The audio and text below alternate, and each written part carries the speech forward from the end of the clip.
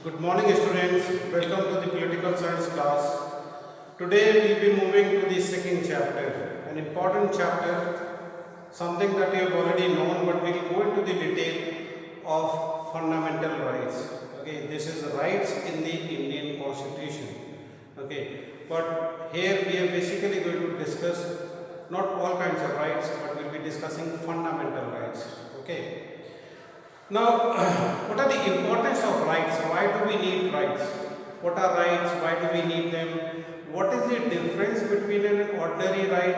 एक ordinary law भी हमें protect करता है, एक ordinary law भी हमारे लिए ही बना है, but ये fundamental rights और जो ordinary laws हैं और उनमें क्या फ़र्क है वो देखेंगे. इन्हें amend किया जा सकता है या नहीं किया जा सकता है? That is an important question. Okay, but before we go into the details, let us see why we need rights. Okay, इसकी importance क्या है, आखिर rights की हमें ज़रूरत क्यों है. Now इसमें दो केस स्टडी दिए हुए हैं आपके बुक में and excuse me, if you see on page number 27 of your book, the importance of rights. Now in 1982, as you know that Commonwealth Games were held and Commonwealth Games की जो थोड़ी तैयारी थी वो ठीक नहीं हो रही थी. And in the last stage, lot of construction was still left, lot of work was still left, and फिर बहुत लेबर को लगाया गया, फिर से कंप्लीट किया गया. आफ्टर ऑल वो देश की प्रेस्टीज का सवाल था.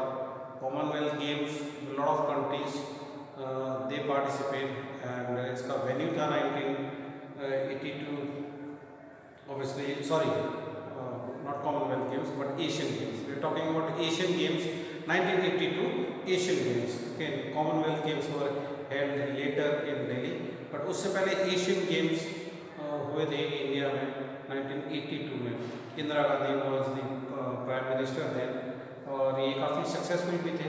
लेकिन यहाँ पे एशियन गेम्स की तैयारी की बात हो रही है. एशियाड विलेज बन रहा था दिल्ली में एंड उसके कंस्ट्रक्शन एक्टिविटीज़ में कई लोगों को इन्वॉल्व किया गया, उनसे काम कराया गया, लेकिन उन्हें मिनिमम वेजेस नहीं दिए गए.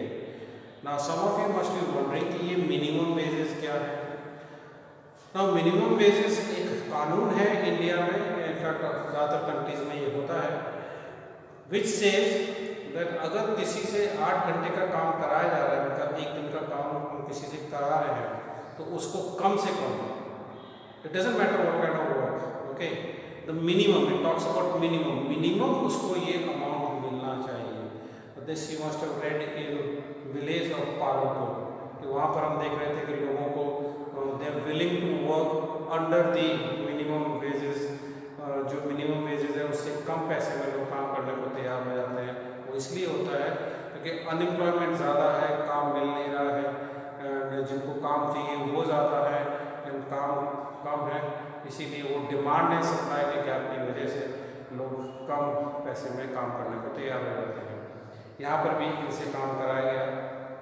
The workers were kept in poor working conditions and were paid less than the minimum wages decided by the government. तो ये जो कानून है मिनिमम वेजेस का, इसमें जो है उससे कम पैसे इनको दिए गए.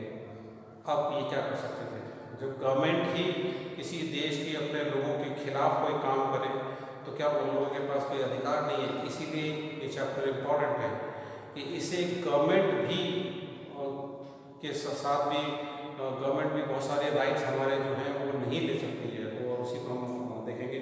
That is what we are going to discuss. A team of social scientist, कुछ लोगों ने इस पर ऑब्वियसली इस बात को उठाया और इस पर बात पहुंची सुप्रीम कोर्ट तक. एंड सुप्रीम कोर्ट ने फिर गवर्नमेंट को डायरेक्ट किया कि ये गलत है और आपने इनको जो पैसे कम दिए हैं, मिनिमम वेजेस से भी कम दिए हैं, वो आप उसे दीजिए. Presently I can give you a rough idea that today minimum wages act के हिसाब से इंडिया में जो इस समय मिनिमम वेजेस है that is 350 rupees per day. So any work, any person जिससे हम काम ले रहे हैं उसे 350 रुपीज़ से कम नहीं दिया जा सकता, ज़्यादा ऑफकोर्स दिया जा सकता है. ओके, तो यहाँ पर ये उसके फंडामेंटल राइट्स का एक्सप्लॉयटेशन था, और इसलिए सुप्रीम कोर्ट में जब ये बात पहुंची तो सुप्रीम कोर्ट ने गवर्नमेंट को डायरेक्ट किया, and the court accepted this plea and directed the government to ensure that thousands of workers get the prescribed wages for their work. तो उन्हें जो पैसा मिलना चाहिए, जो जायज़ मिलना चाहिए मिनिमम वेजेस के हिसाब से, वो उनको दिया है. Now this is an ordinary case. You must be wondering कि इस केस की यहाँ क्या अहमियत है. What is important that Supreme Court is directing the government. ये किसी ऑर्डिनरी लोगों का केस नहीं है, ये दो ऑर्डिनरी लोगों के कोई डिस्प्यूट नहीं है. दिस इज कि वो कोर्ट को डायरेक्ट करना पड़ रहा है गवर्नमेंट को, और गवर्नमेंट से कहना पड़ रहा है कि आप गलत कर रहे हैं. ओके, एक और हम केस देख रहे हैं. Machal Lalo was 23 when he was arrested. एक पर्सन को अरेस्ट किया गया, a resident of Chubri village of Morigaon district of Assam. तो एक असम में एक पर्सन को अरेस्ट किया गया. he was 23 years old and he was charged for causing previous injuries. उस पर चार्ज ये था कि इसने किसी को बहुत चोट पहुंचाई है, किसी को इसने मारा है.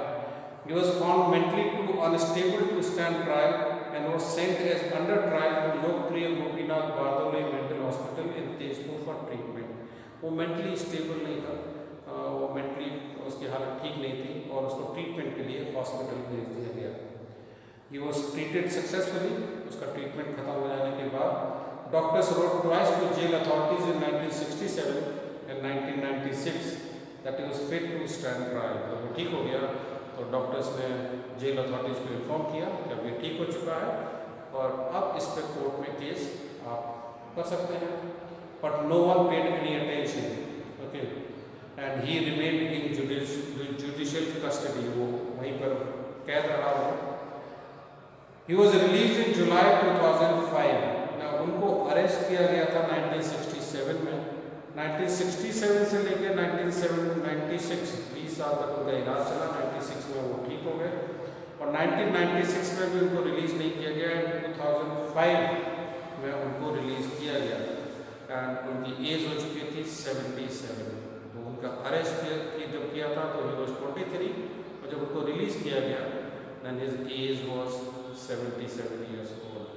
अगर उन पर केस चलता, अगर प्रूफ भी हो जाता और उन्हें सज़ा भी हो जाती, अगर लाइफ इम्प्रिजनमेंट की सज़ा भी उन्हें हो जाती, वो भी 14 ईयर्स की होती है, तब भी वो कभी का छूट गए होते.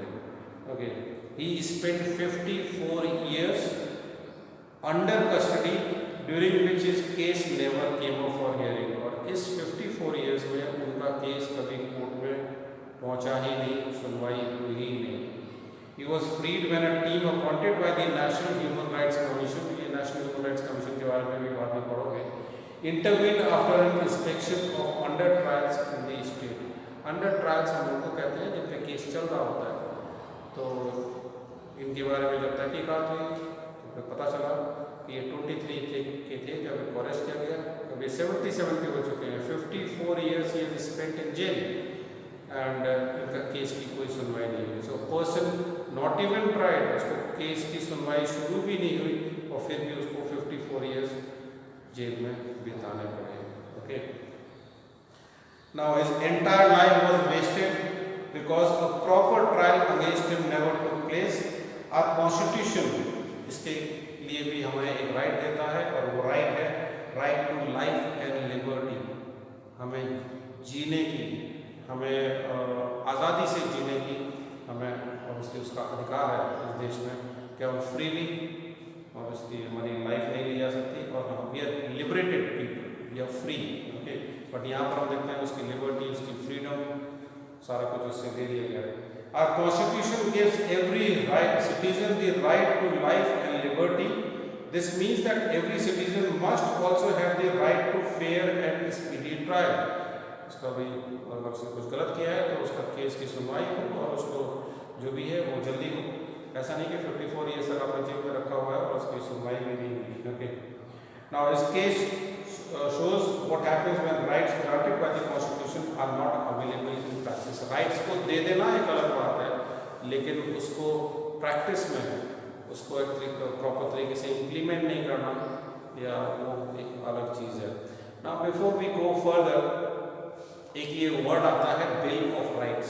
Okay, now bill of rights ये आपकी बुक में भी यूज्ड है, bill of rights. Both these examples show the importance of having rights and of actual implementation of this rights इसकी बात हो रही है। डेमोक्रेसी में ये माना जाता है कि हर इंडिविजुअल के पास अपने कुछ अधिकार होने चाहिए, ये इम्पोर्टेंट है, एंड गवर्नमेंट भी इसको रिकग्नाइज करती है इन अधिकारों को। और इसीलिए डेमोक्रेटिक कंट्रीज में ये प्रैक्टिस है कि वहाँ पर लोगों को राइट्स दी जाती हैं। इन्हें बिल ऑफ राइट्स कहा जाता है, a list of rights mentioned and protected by the constitution, जो कि कॉन्स्टिट्यूशन में मेंशन्ड हो और कॉन्स्टिट्यूशन खुद उसे प्रोटेक्ट करता हो, ऐसे राइट्स को बिल ऑफ राइट्स कहा जाता है। ये वर्ड आया है अमेरिकन कॉन्स्टिट्यूशन से, हमने इस वर्ड में बदलाव कर दिया, एंड बिल ऑफ राइट्स को in India we call them fundamental rights. तो bill of rights and fundamental rights में कुछ फर्क नहीं है। Bill of rights is a term used in American constitution and we have modified that word and we have used fundamental rights.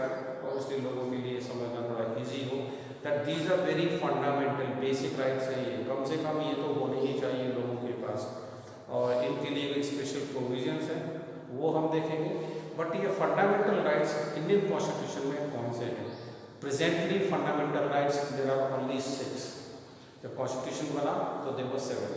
There was one more right which was right to property, जिसे बाद में हटा दिया गया, और ये 6 rights अभी Indian constitution में हैं। Right to equality, right to freedom, right against exploitation, right to freedom of religion, cultural and educational rights, right to constitutional remedies. You know them, you have started them, but we'll go into the details. ये अपने आप में 6 right नहीं है, इनके अंदर फिर बहुत सारे राइट्स हैं। Like when we study right to equality, तो राइट टू इक्वालिटी के अंदर ऑब्वियसली बहुत सारे राइट्स हैं, उनको हम पढ़ेंगे। This has been very clearly laid down on page number 31 constitution of India. वहाँ पे फंडामेंटल राइट्स, वहाँ पर राइट टू इक्वालिटी के अंदर क्या राइट्स हैं, राइट टू फ्रीडम, उसको डिटेल में वहाँ दिया गया है। We will be discussing these rights also, okay, so that we can understand these rights better. Now you must be wondering कि ये 7 से 6 कैसे हो गया, राइट टू प्रॉपर्टी को कैसे हटा दिया गया, विच मीन्स कि क्या फंडामेंटल राइट्स को हटाया जा सकता है। नाउ ये पहले बहुत बड़ा क्वेश्चन था, एंड इंडियन कॉन्स्टिट्यूशन का क्या पार्ट हम अमेंड कर सकते हैं। सी, इंडियन कॉन्स्टिट्यूशन बनाने वाले लोगों ने ही कॉन्स्टिट्यूशन में एक प्रोविजन डाला कि इस कॉन्स्टिट्यूशन को बदला जा सकता है। तो बेसिकली अगर हम कॉन्स्टिट्यूशन बदलना शुरू करें तो फिर हम सभी कुछ बदल देंगे, और एक दिन ऐसा होगा कि पुराना कॉन्स्टिट्यूशन को खत्म हो जाएगा और हमारे सामने एक नया कॉन्स्टिट्यूशन आ जाएगा। The legislature has got the right to amend the constitution.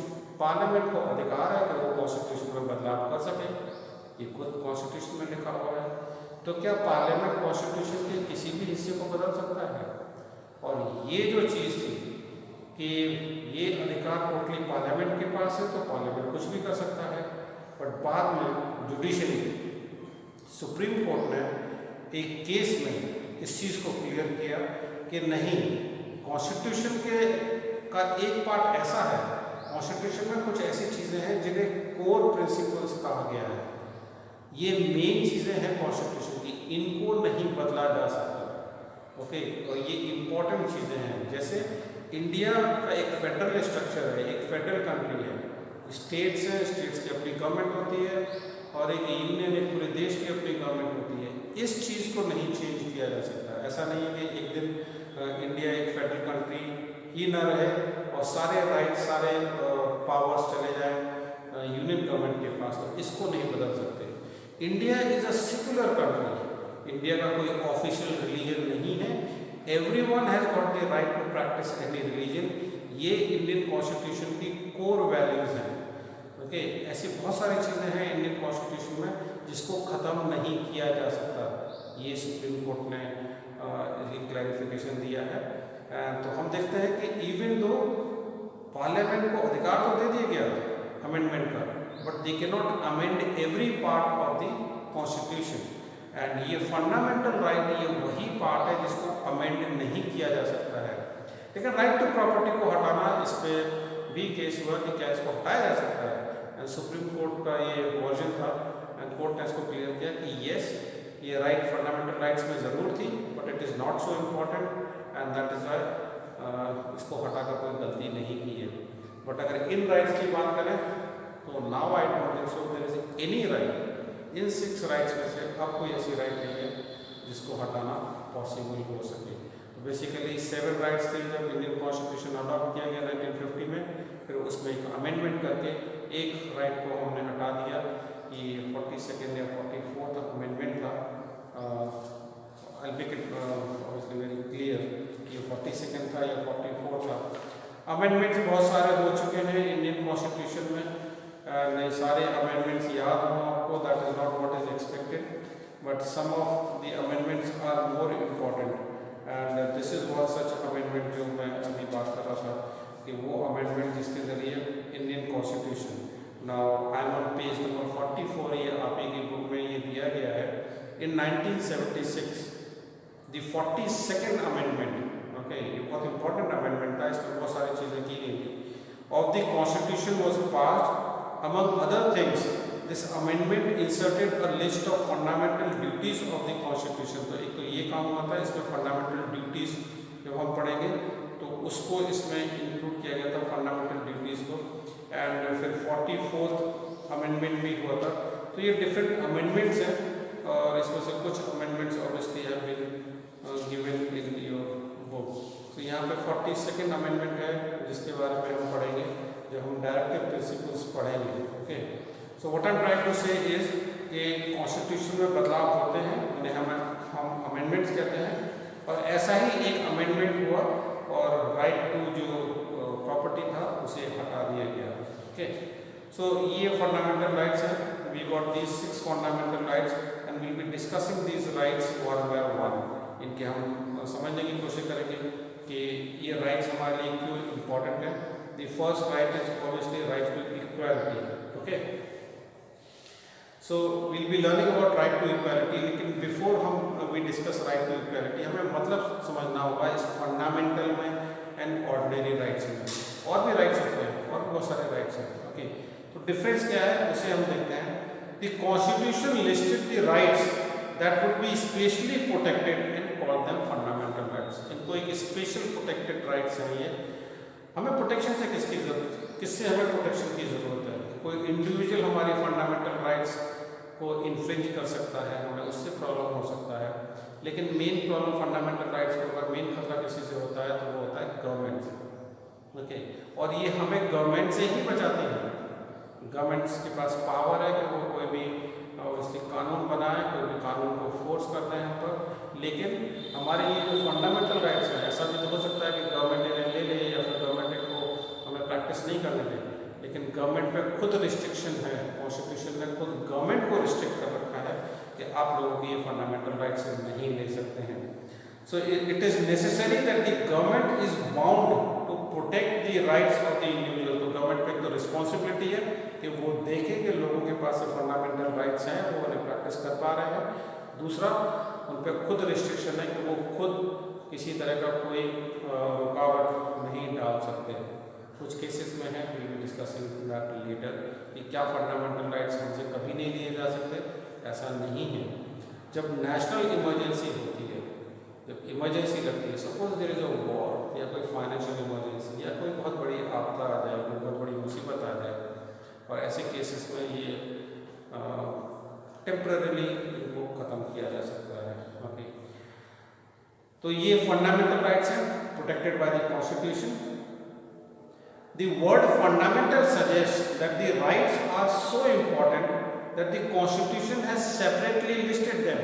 इनको अलग से लिखा है कॉन्स्टिट्यूशन में and made special provisions for their protection. The fundamental rights are so important that the Constitution itself ensures that they are not violated by the government.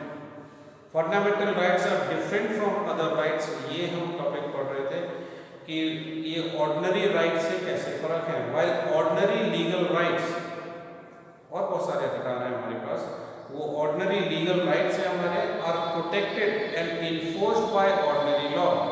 उनके लिए ordinary कानून है। Fundamental rights are protected and guaranteed by the Constitution of the country. केवल Constitution ही पूरा law नहीं है, that is not, वही सब कुछ नहीं है। ओके, बहुत सारे कानून है, इंडियन मैरिज एक्ट है, या हमारे जो लीगल जो हैं कंपनीज एक्ट्स हैं, और भी बहुत सारे कानून हैं जो कि अलग अलग पर्पज़ के लिए बनाए गए हैं।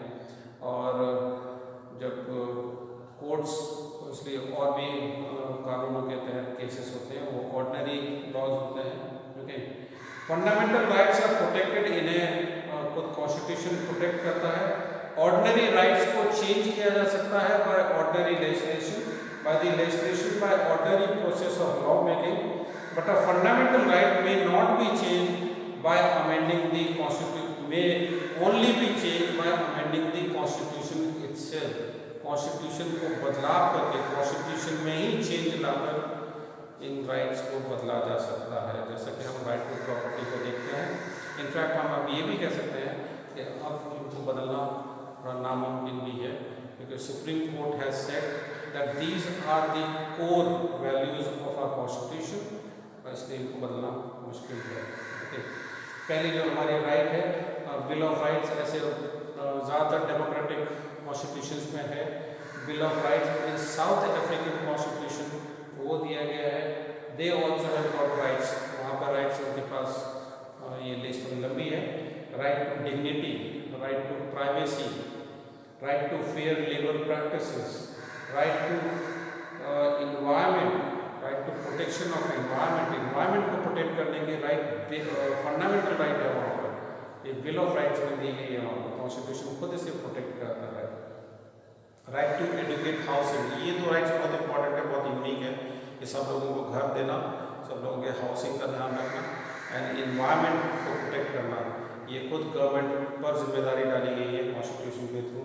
Okay, right to health care, food, water and social security, children's rights, right to basic and higher education, right to cultural, religious and linguistic community, right to information. इनमें से बहुत सारे राइट्स हमारे पास भी हैं, लेकिन कुछ ऐसे राइट्स हैं जो कि बहुत ही यूनिक हैं। मतलब किसी भी कॉन्स्टिट्यूशन में right to privacy, right to dignity, right to adequate housing, right to environment, इस तरह के राइट्स को देना, इसीलिए South African constitution is considered the best. उनके पास थोड़ा एडवांटेज भी था, वो बहुत बाद में बना है, एंड उनके सामने सारे कॉन्स्टिट्यूशन एंड बाकी डेमोक्रेटिक कंट्रीज के एक्सपीरियंसेस थे, इसलिए वो अपने कॉन्स्टिट्यूशन को बेटर कर पाए।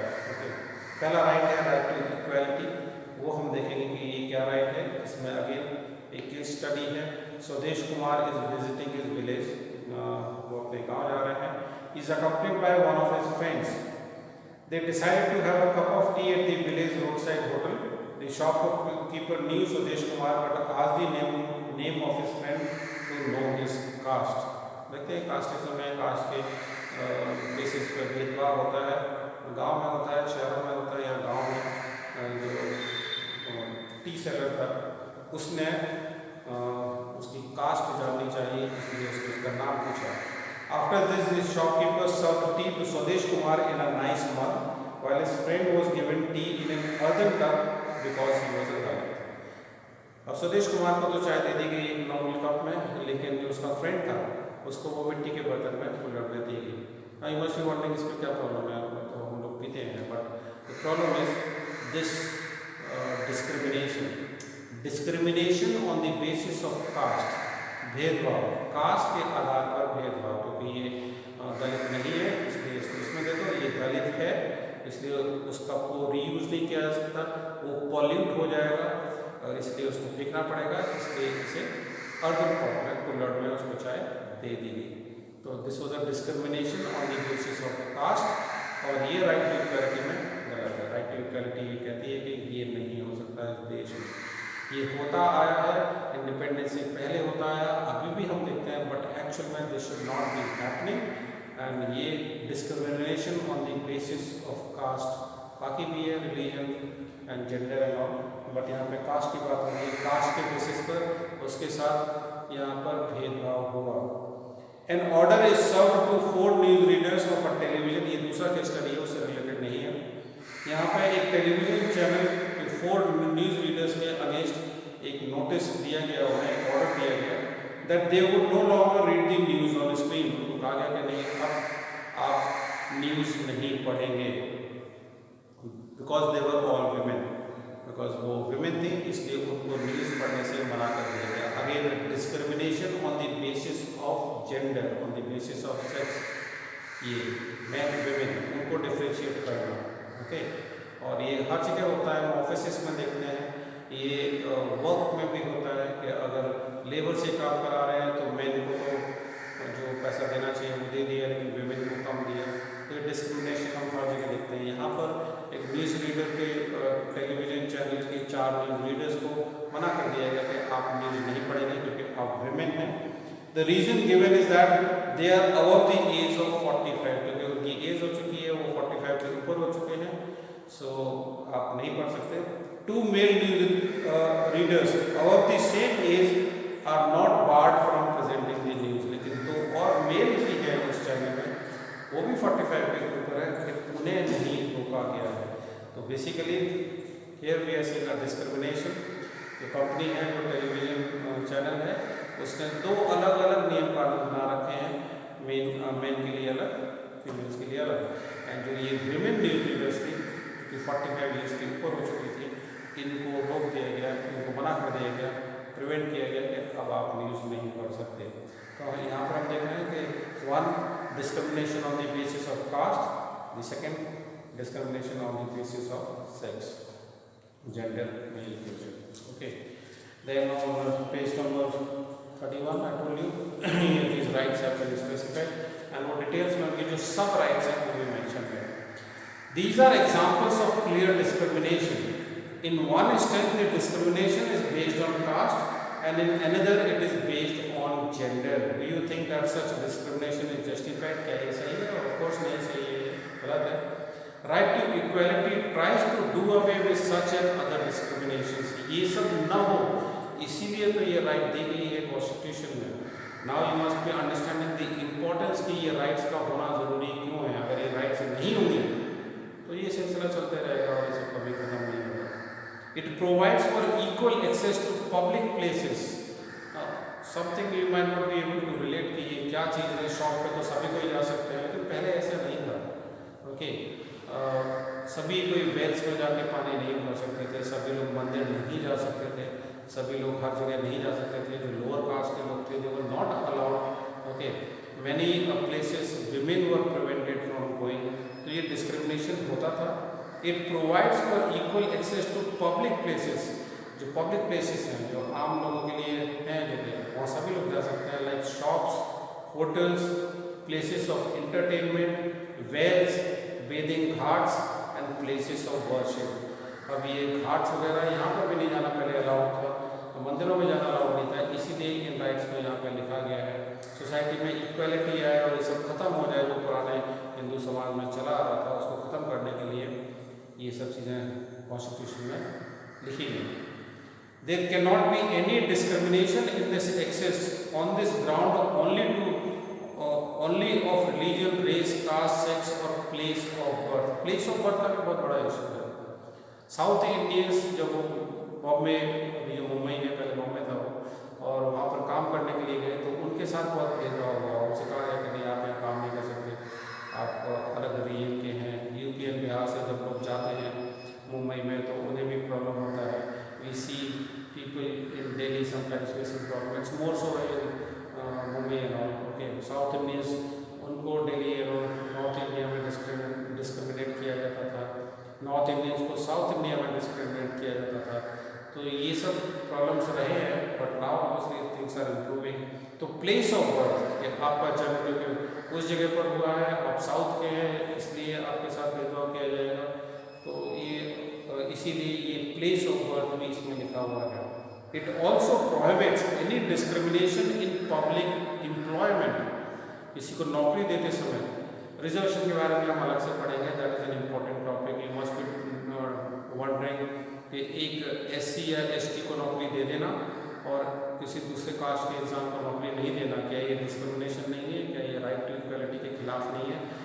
ये started this in class 10, will be covering that also. Okay, वो डिस्क्रिमिनेशन नहीं है। Why? Will go into the reasons. This right is very important because our society did not practice equal access in the past. तो ये इसलिए important थी क्योंकि पहले हमारे सोसाइटी में ये सब चीज़ें नहीं थी और भेदभाव होता था। द प्रैक्टिस ऑफ अनटचेबिलिटी, ये प्रैक्टिस थी और छुआछूत जिसे हम कहते हैं, in one of the crudest manifestations of inequality, this has been abolished under the right to equality में इसको अबॉलिश कर दिया गया है। अनटचेबिलिटी इज अबॉलिश्ड और कोई अगर इसको प्रैक्टिस करता है तो उसे जेल हो जाएगी। Okay, and the same right also provides that the state shall confer no title on a person except those who excel, तो किसी को कोई टाइटल देना ये सब भी बैन है। The right to equality strives to make India a true democracy, okay, by ensuring a sense of equality of dignity and status among all its citizens. Many a times in chapters में बहुत legal language भी होती है, तो थोड़ा सा समझना problem हो सकता है, और सब legal words come, and at the end of this chapter कुछ legal terms हैं, उन्हें भी हम समझेंगे। Article 16(4), हर आर्टिकल के फिर अंदर पार्ट्स होते हैं, तो ये 16A, 16B, 16(4), 1, 2 ये उसके सब पार्ट्स हैं। ओके, तो आर्टिकल 16 का ये 4th जो पार्ट है वो लिखा हुआ है, nothing in this article shall prevent the state from making any provision, ये रिजर्वेशन की बात इसमें बाद में डालेंगे, कि इसका मतलब ये नहीं है कि सोसाइटी में ऑलरेडी कोई चीज़ गलत है उसको ठीक करने के लिए बदलाव नहीं किया जा सकता। वो लोग जो कि बहुत पीछे हैं उनको मदद की बहुत ज़रूरत है, उनको सोसाइटी में बराबर लाने के लिए। तो राइट टू इक्वालिटी तो तब है जब वो ऑलरेडी जब सोसाइटी इज डिवाइडेड, कुछ लोग बहुत नीचे हैं और कुछ लोग बहुत ऊपर हैं, तो उसको बैलेंस बनाने के लिए, इक्वल अपॉर्चुनिटी सबको देने के लिए रिजर्वेशंस को इम्पोर्टेंट माना गया। और ये आर्टिकल 16 में लिखा हुआ है that nothing in this article shall prevent the state from making any provision for the reservation of appointments or posts in favor of any backward class or citizens. तो backward classes के लिए कुछ उनको privileges देना गलत नहीं है, वो इस राइट के अगेंस्ट नहीं जाता है, ये आर्टिकल 16 में लिखा हुआ है, and is not adequately represented in the services under the state. Okay, तो जिन लोगों को सरकारी नौकरियां नहीं मिल पाई हैं, जो लोग एम्पावर्ड नहीं हैं, जो कि सोसाइटी में पीछे रह गए हैं, उसको बराबर लाने के लिए उन लोगों को सरकार ऐसे कानून बना सकती है, ये रिजर्वेशंस का कानून ला सकती है और रिजर्वेशंस ऐसे लोगों को दिया जा सकता है। ये आर्टिकल 16 में लिखा है कि इस तरह के जो रिजर्वेशंस हैं वो इस राइट टू इक्वालिटी को वायलेट नहीं करते हैं, उसके अगेंस्ट नहीं है। ओके, तो ये आर्टिकल 16(4) ये क्लियरली दिस लेज डाउन कि reservation will not be seen as a violation of right to equality. तो you have to remember reservation is not a violation of right to equality, वो right to equality के खिलाफ नहीं है। Okay, तो this is important. In article 21, it is the protection of life and personal liberty. No person shall be deprived of his life or personal liberty except according to procedure established by law. तो ये right to freedom है, इसमें obviously काफ़ी important सब rights हैं, वो हम देखेंगे। Right to life and personal liberty, preventive detention, ये बहुत इंपॉर्टेंट है, everyone should know, you should know, and other freedoms, इसकी हम बात करेंगे। राइट्स ऑफ द अक्यूज्ड, अगर किसी पर कोई इल्ज़ाम है, कोई अक्यूजेशन है, किसी पे कोई केस है, तो उसके पास फिर क्या अधिकार है वो हम देखेंगे। Then third right, right against exploitation. So in the next class tomorrow I will continue with political science and tomorrow we will be discussing about right to freedom. So today we saw what fundamental rights are, इनकी importance क्या है, and पहली right, right to equality, okay, वो क्या है वो हमने देखा। तो ये right to freedom, this is the next right that we will be discussing in the next class. Okay, do not ignore this article 16, ये बहुत important है, which actually clarifies that reservations are not against the right to equality. Okay, तो ये right to equality के कुछ सब rights हैं, यहाँ पे हमें बताया गया कि discrimination नहीं हो सकता on the basis of caste, on the basis of religion, on the basis of race, sex and place of birth. जिसके रिलेशन में we also saw some case studies. So we will continue in the next class and we will be looking into the second right, which is right to freedom. That's all in this class. Thank you.